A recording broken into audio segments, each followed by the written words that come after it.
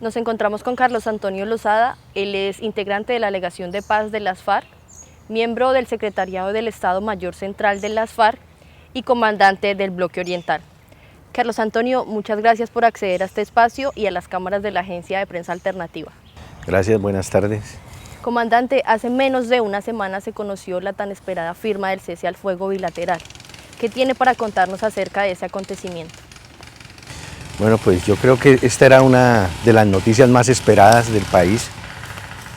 Nosotros estamos tratando de salir de una guerra que se prolongó por 52 años y desde que se inició este proceso nosotros habíamos venido insistiendo en la necesidad de que se llegara a un cese bilateral.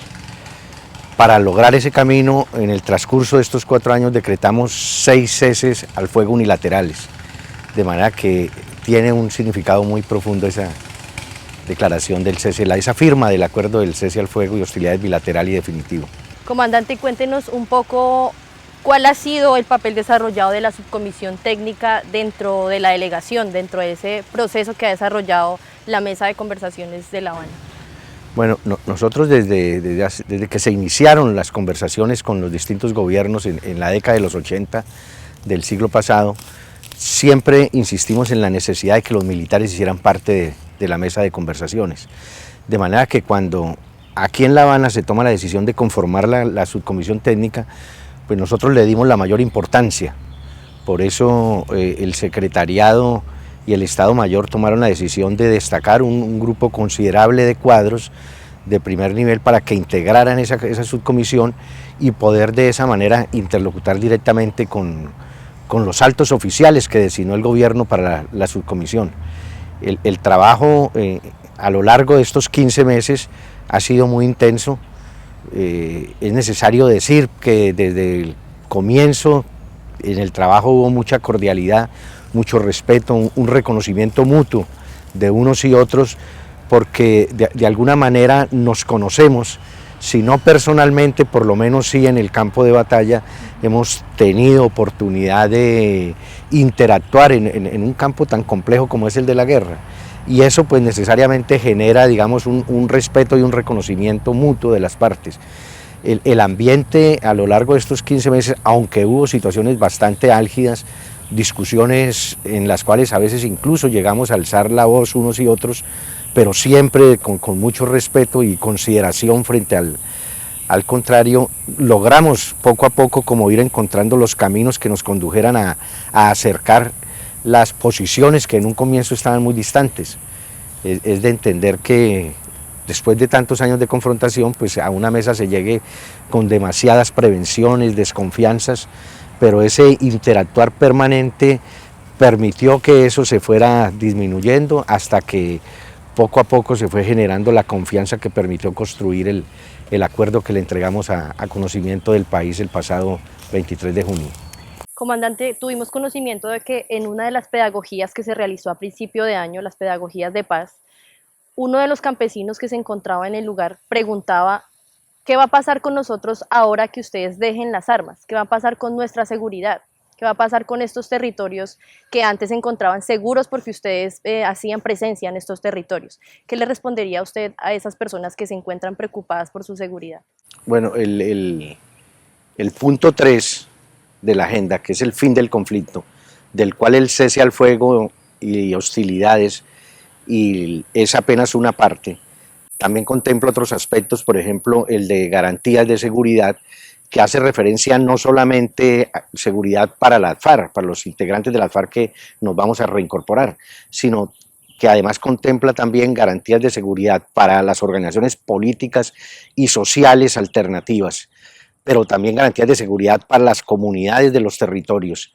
Entonces nosotros consideramos que ese acuerdo visto integralmente, no de manera separada en lo que tiene que ver con el cese al fuego y hostilidades y la dejación de las armas, sino en conjunto el acuerdo del punto 3, pues necesariamente va a garantizar que una vez se inicie ese proceso de construcción de la paz en esos territorios, vamos a tener la posibilidad de modificar lo que ha sido hasta ahora la relación entre las Fuerzas Armadas y el Estado.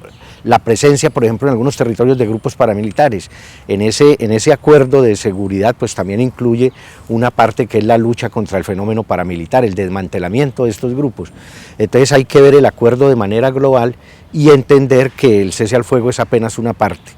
Entonces hay que decirle a las comunidades que hay que estar, digamos, tranquilas, pero entender también que estos acuerdos son una conquista, no solamente de la guerrilla, sino también de las comunidades que nos han acogido durante tantos años, y que su materialización, que su cumplimiento, la posibilidad real de que esos acuerdos se concreten y se materialicen va a depender también de la capacidad de movilización del pueblo y de las masas y de las comunidades para que se cumplan. Seguirán existiendo riesgos, por supuesto, pero ya vamos a estar unidos todos, ¿cierto?, en la posibilidad de movilizar, consolidando una fuerza muy sólida que entre a pelear porque esos acuerdos se cumplan. Hablando un poco también del tema de garantías de seguridad, en uno de los procesos que se dio entre el gobierno y las FARC, se conoció pues el genocidio contra la Unión Patriótica. ¿Qué garantías se le van a dar a las FARC para que esto no vuelva a ocurrir? Bueno, como le decía, el acuerdo sobre el tema de garantías de seguridad y de lucha contra las organizaciones paramilitares contempla una serie de puntos. El primero, que yo diría el más importante, es el impulsar, a partir de los acuerdos de La Habana, la conformación, el pronunciamiento, digamos, del conjunto de los sectores de la sociedad colombiana, los partidos políticos, las iglesias, los gremios económicos, los sectores sociales, absolutamente todas las fuerzas de la sociedad colombiana en un gran acuerdo que erradique definitivamente el uso de la violencia en la política. Nosotros consideramos que este es un aspecto sumamente importante, pero no es solo eso, también hay mecanismos que se acordaron, como es una comisión especial que va a depender directamente de la Presidencia de la República y que va a dotar por primera vez al Estado colombiano de una verdadera estrategia de lucha contra la corrupción y las bandas criminales y los grupos paramilitares. Pero además de eso, hay también creado un mecanismo de seguridad para el ejercicio de la política. Es decir, hay una serie de acuerdos que consideramos nosotros van a evitar que se produzca lo que se dio en el pasado reciente con el caso de la Unión Patriótica. Por eso decimos que lo fundamental y lo determinante es que el conjunto de sectores de la sociedad colombiana nos apropiemos de esos acuerdos y que en caso de que los enemigos de la paz decidan atentar no solamente contra la fuerza política que surja de los acuerdos de La Habana, sino que continúe presentándose ese desangre que viene produciendo, digamos, la eliminación sistemática de líderes populares, de defensores de derechos humanos, pues se encuentre con una resistencia de la sociedad colombiana. Si eso lo logramos, que estoy seguro de que lo vamos a lograr, vamos a derrotar esos enemigos de la paz. Es decir, no es un problema de fuerza militar, es un problema más de fuerza política. Que haya un rechazo del conjunto de la sociedad colombiana a la utilización de la violencia por razones políticas. Hacia allá apuntan los acuerdos políticos, pero también los de garantías de seguridad. Dentro de la firma de este acuerdo se conoció también en el tema de dejación de armas las zonas campamentarias. ¿Cómo va a ser eso? ¿Cómo va a ser el tránsito de los guerrilleros a la vida civil? ¿Cuántos guerrilleros van a dejar las armas luego de la firma del acuerdo? Cuéntenos un poco acerca de esas zonas campamentarias y cómo van a estar integradas. Bueno, el acuerdo contempla la creación de 23 zonas veredales transitorias de normalización. Les dimos ese nombre porque el tamaño va a ser el de las veredas donde se ubiquen. En el caso de que se trate de veredas muy extensas, pues las vamos a delimitar por accidentes geográficos que existan al interior de la propia vereda, o lo contrario, si son muy pequeñas, pues igualmente se puede ampliar, digamos, ese territorio. El objetivo fundamental de la creación de las zonas es, primero, garantizar que el cese al fuego se pueda verificar, es decir, que se va a producir en los territorios una separación de fuerzas entre las unidades insurgentes, ¿cierto?, y las unidades de las fuerzas del Estado que hacen presencia en el territorio. Entonces la zona cumple inicialmente ese papel, digamos, garantizar la separación de las fuerzas y que en el medio de las fuerzas, por decirlo de alguna manera, esté el mecanismo de monitoreo y verificación. integrado pues por la misión política de las Naciones Unidas, pero también por delegados de las Fuerzas Armadas y delegados de las FARC. Entonces ese es el primer paso, digamos, se crean las zonas y a esas zonas, una vez se inicie el cese al fuego, van a llegar las unidades de las FARC de las que estén en la región y nos ubicamos allí, y asimismo las Fuerzas Armadas reacomodan, digamos, su dispositivo para garantizar que haya una zona de seguridad que separe esas fuerzas de 1 kilómetro, y entra a operar inmediatamente el mecanismo de monitoreo y verificación. Ya al interior de las zonas propiamente dichas van a existir los campamentos donde van a estar ubicados los guerrilleros. Esos campamentos pueden ser varios.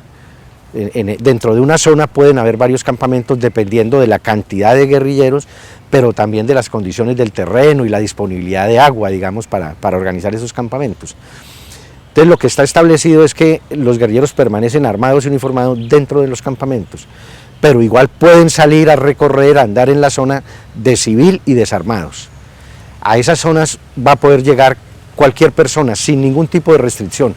Van a estar ubicadas además en veredas pobladas, no aisladas de la población, sino que la vereda permanece en la vereda los habitantes de la misma, y allí podrá salir los guerrilleros, ¿cierto?, a interactuar con la población que vive en la vereda, pero igualmente a la zona podrá llegar cualquier ciudadano. Y allí dentro de esa zona, cerca de los campamentos, habrá un área de recepción donde se podrán atender reuniones, charlas, talleres, entrevistas con los medios de comunicación, es decir, no van a tener ningún tipo de limitación. También podrán llegar a la zona las autoridades civiles del municipio, no hay ningún tipo de limitación. Los únicos que no pueden entrar son las autoridades armadas del Estado, el resto no hay ningún tipo de limitación. Adicionalmente acordamos también que una vez se inicie el cese al fuego, van a tener la opción de salir a realizar tareas del proceso en todo el territorio nacional, 60 integrantes de las FARC designados para esa misión. Y por cada zona o por cada campamento que se crearon 23 zonas y 8 campamentos. Entonces, por cada zona podrán salir a nivel regional 10 combatientes más de las FARC a participar en distintas actividades del proceso. Y nos falta todavía por definir en este momento, de cada campamento, de los 8 que se crearon, aparte de las zonas, cuántos integrantes pudieran salir también a cumplir distintas tareas del proceso.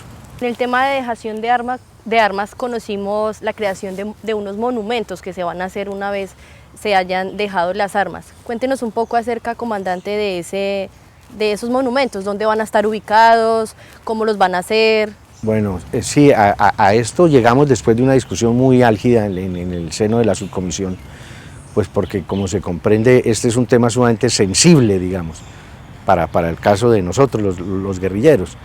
Entonces fuimos poco a poco aproximando opiniones, desde situaciones extremas donde se nos exigía, ¿cierto?, que esas armas había que entregarlas.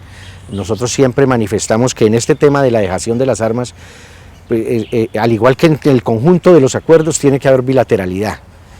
No puede ser un acuerdo solamente para una de las partes. No porque estuviéramos diciendo al ejército y a las Fuerzas Armadas hay que desarmarlas, no. Lo que nosotros decimos es que ese acuerdo de dejación de las armas, que tiene que tener bilateralidad, pues aplica de manera distinta para cada una de las partes.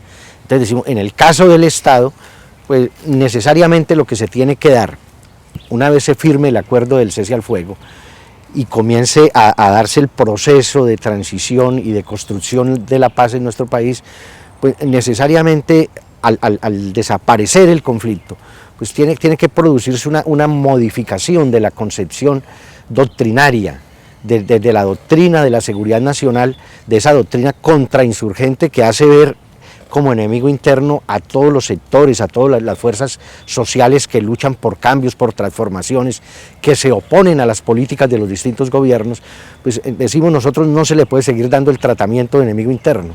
Dentro de eso, por ejemplo, nosotros decimos, habrá que abrir una discusión nacional frente al ESMAD.